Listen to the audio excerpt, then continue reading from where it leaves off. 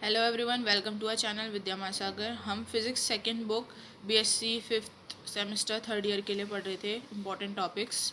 आज का टॉपिक है द स्टर्न एंड गलिच एक्सपेरिमेंट, जो कि इम्पॉर्टेंट एग्ज़ाम्स के लिए पिछले पेपर में ये आया हुआ है। तो बढ़ते हैं वीडियो की तरफ। The Stern and Gulich experiment. An experiment which directly reveals the space quantization itself was proposed by O. Stern in 1921 and was carried out in the collaboration with Gulich.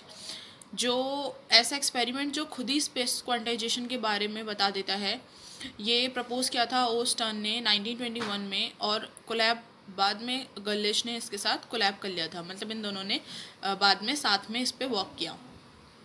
Principal क्या है इसका? The experiment is based on the behaviour of magnetic dipole atomic magnet in a non uniform magnetic field. ये experiment है कि जो magnetic dipole का behaviour जब उसे नॉन यूनिफॉर्म मैग्नेटिक फील्ड पे रखा जाए। In a uniform magnetic field the dipole experiences a torque. जब कोई यूनिफॉर्म मैग्नेटिक फील्ड होता है तो वो डाइपोल टॉर्क एक्सपीरियंस करता है, जिसकी वजह से जो डाइपोल होता है वो पैरेलल हो जाता है to the field. Torque that tends to align the dipole parallel to the field, यही लिखा हुआ है। If the dipole moves in such a field in a direction normal to the field, it will trace a straight line path without any deviation. इसने बोला कि अगर कोई dipole field में मूव करता है, वो भी फील्ड के नॉर्मल यानी कि direction normal to the field, field के नॉर्मल पे मतलब 90 पे, it will trace a straight path, मतलब कि वो स्ट्रेट लाइन ड्रॉ करेगा, ठीक है, बिना किसी डेविएशन के, मतलब बिना किसी और जगह उस पाथ को ले जाके वो स्ट्रेट लाइन पाथ बनाएगा।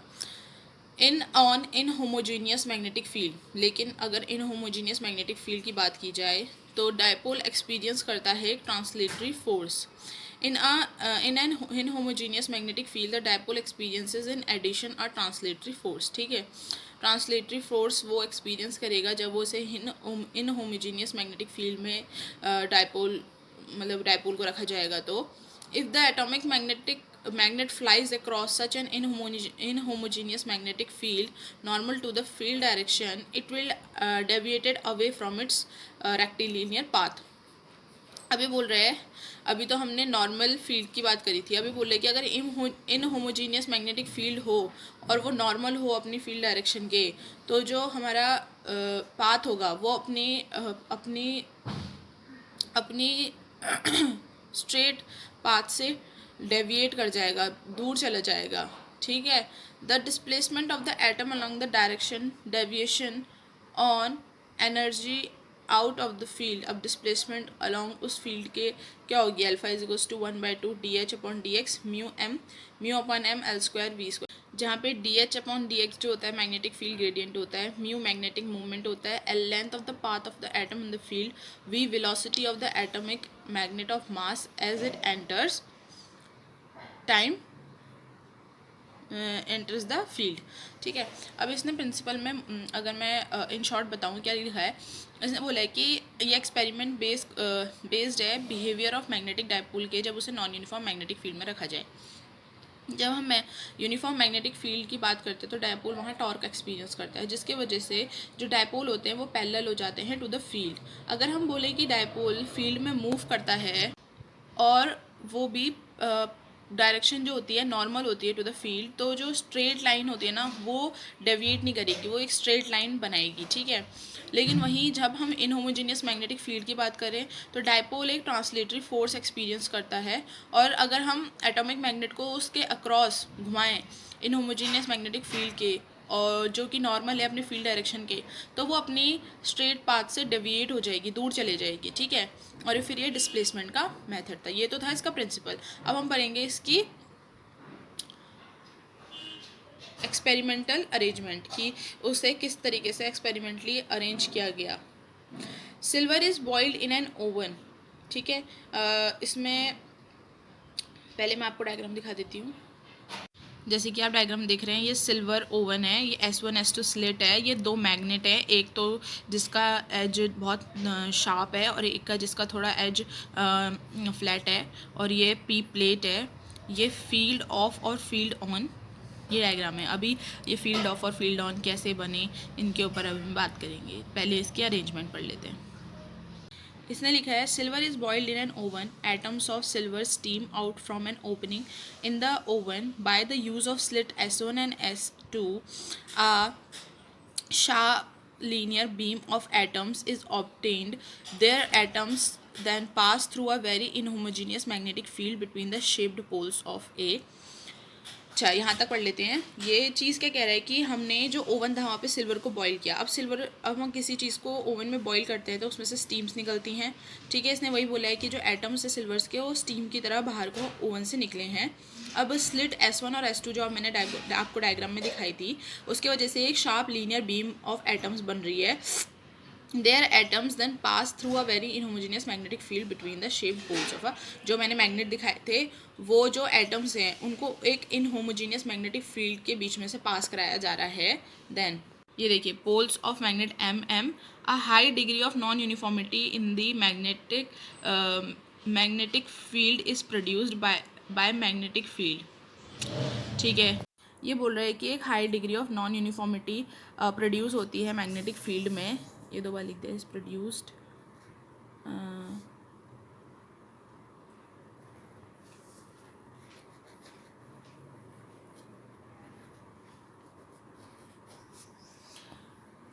इसमें बोला high degree of non uniformity जो होती है मैग्नेटिक फील्ड में प्रोड्यूस होती है, जिसकी वजह से जो मतलब यहाँ पे हम पोल्स को क्या बनाते हैं, ऐसा बनाते हैं। एक तो बहुत ज़्यादा क्या होता है एज नाइफ एज वाला शेप होता है और एक थोड़ा फ्लैट होता है with a groove cut opposite to the knife edge shape वाले से। वही चीज़ लिखा है by making one of the pole pieces of a powerful electromagnet a knife edge shape and the other flat with a groove cut on it opposite to the knife edge. The magnetic field is at the right angle of the direction of the movement of the atom. जो magnetic field होता है, magnetic field अब यहाँ पे magnet है तो उसके around magnetic field भी होगा।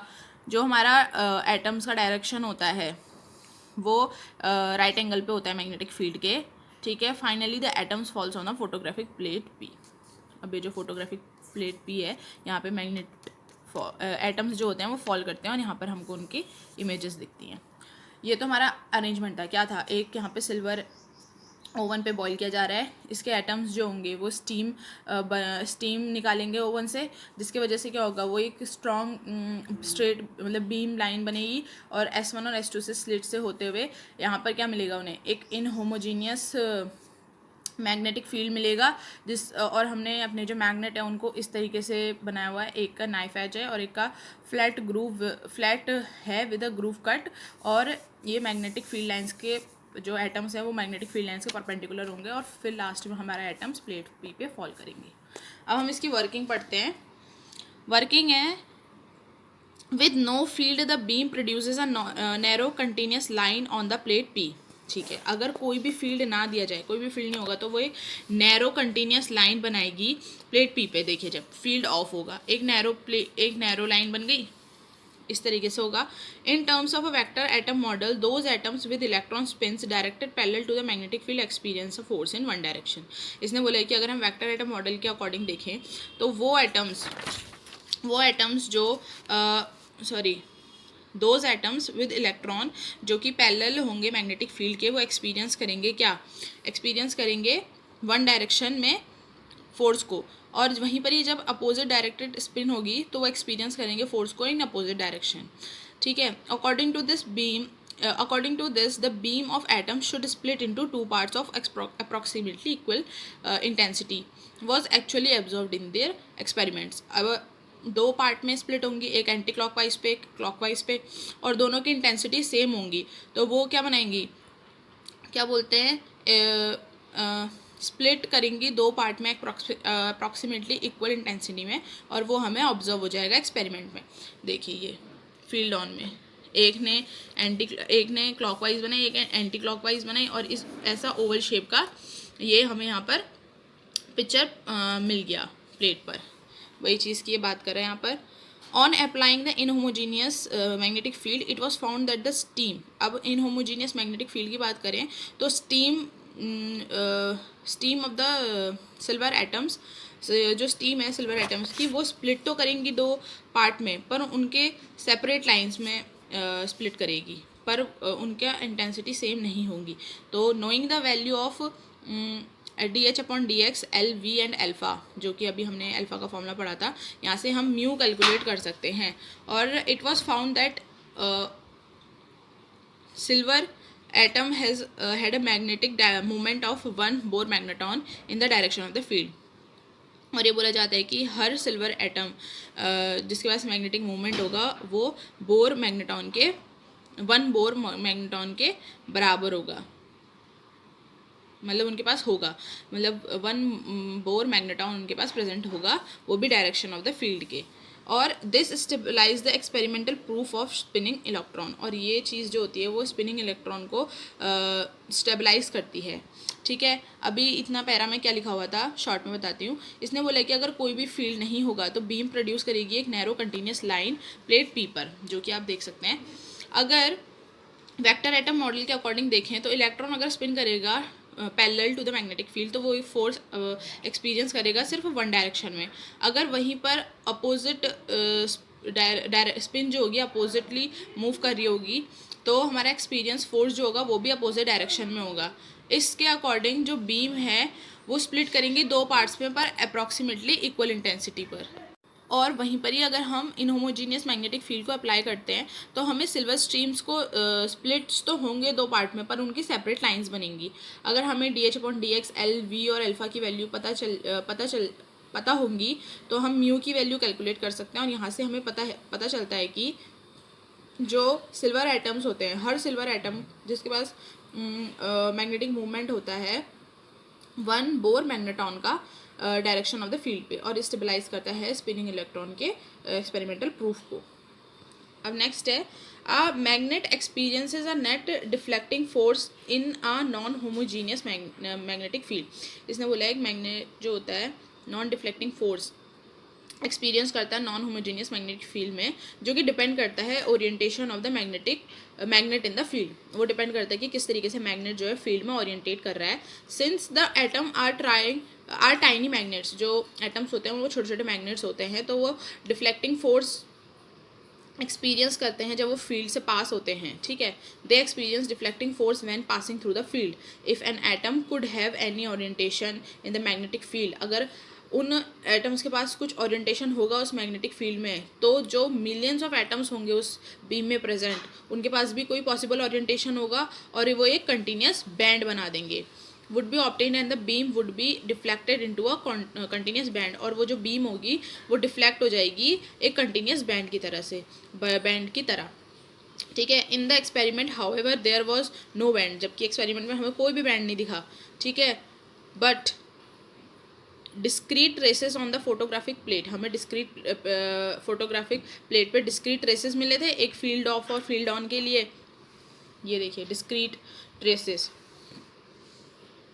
This showed the atoms passing through the plate were oriented in space in discrete directions, so that the beam deflecting in certain discrete direction only and give discrete traces on the plate. This is the experimental result, direct proof of the space quantization। अच्छा, ये बोल रहा है कि यहाँ से हमें पता चलता है कि जो एटम्स है जो स्पेस में मूव कर रहे हैं, ठीक है, डिस्क्रीट डायरेक्शंस में, और डिफ्लेक्ट उनकी बीम डिफ्लेक्ट हो रही है सर्टेन डिस्क्रीट डायरेक्शन में, तो वो क्या दे रहे हैं हमें डिस्क्रीट ट्रेसेस दे रहे हैं प्लेट में। ठीक है, और इस एक्सपेरिमेंट का जो रिजल्ट है वो डायरेक्ट प्रूफ है किसका, स्पेस क्वांटाइजेशन का। ठीक है, ये वर्किंग थी इसकी पूरी। ठीक है, इसने लास्ट पैरा में यही बोला है कि जो डिफ्लेक्टिंग फोर्स होता है नेट डिफ्लेक्टिंग फोर्स वो मैग्नेट एक्सपीरियंस करता है जब नॉन होमोजीनियस मैग्नेटिक फील्ड में रखा जाए, और वो डिपेंड करता है कि मैग्नेट किस तरीके से फील्ड में ओरिएंटेट कर रहा है। ठीक है, जो छोटे छोटे एटम्स होते हैं वो टाइनी मैग्नेट्स की तरह होते हैं। ठीक है, अगर वो डिफ्लेक्टिंग फोर्स एक्सपीरियंस कर रहे हैं फील्ड में पास होने के दौरान और ओरिएंटेड हो रहे हैं मैग्नेटिक फील्ड में, तो जो बीम होंगी उनके पास तो बहुत सारे एटम्स होंगे, तो वो सारे अपने पॉसिबल डायरेक्शन में ओरिएंटेट करेंगे, जिसके वजह से एक हमें कंटिन्यूस बैंड मिलेगा। ठीक है, और एक्सपेरिमेंट में तो हमें पर कोई बैंड नहीं मिला, तो मतलब कि हमें डिस्क्रीट ट्रेसेस मिले पर फोटोग्राफिक प्लेट पे। तो ये दिखाता है कि एटम्स जो होते हैं वो हमारे ओरिएंटेट तो करते हैं स्पेस पे, पर डिस्क्रीट डायरेक्शंस में करते हैं, और क्या बोलते हैं, सर्टेन डिस्क्रीट ट्रेसेस भी प्लेट पर हमें मिलती हैं। और ये एक्सपेरिमेंट प्रूफ है किसका, स्पेस क्वांटाइजेशन का। स्टर्न गर्लिच का डायग्राम बहुत अच्छे से देख लीजिए आप एक बार, ठीक है, इंपॉर्टेंट है, इंपॉर्टेंट टॉपिक है बहुत ज़्यादा। तो लाइक शेयर सब्सक्राइब करें चैनल को, ठीक है, और till then take care, good bye, see you.